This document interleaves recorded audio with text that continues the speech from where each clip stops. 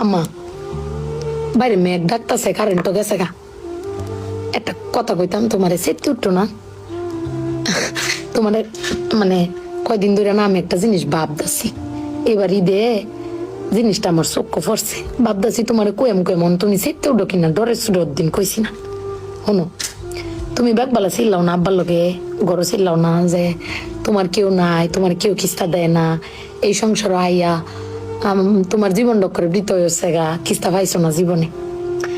আমি একটা জিনিস আম্মা এবারই তো ভাবলাম, তুমি চিল্লাই হইলেও আব্বারে কইতারো, চিল্লাইতারো, আমরারে শুনাইতারো।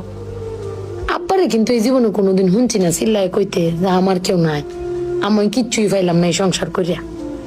প্রত্যেক মাসে আব্বাই কিন্তু সবকিছু কইরা যা, আব্বাই কিন্তু সবকিছু করে।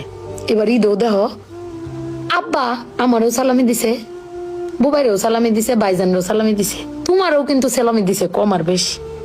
কিন্তু আব্বারে কিন্তু কেউ সালামি দিছে না, না তুমি দিছো, না আমি দিছি, না বুবাই, না ভাইজান, কেউ দিছি না। আব্বার কিন্তু এটা লই আক্ষেপও নাই। কিন্তু একবার ভাইবা দেখছো, তুমি চিল্লাইতারো কইতারো, আমি চিল্লাইতারি কইতারি, বুবাই ভাইজান বে চিল্লাইতারি আব্বার উপরে। আব্বার তো চিল্লানির কোনো জায়গা নাই।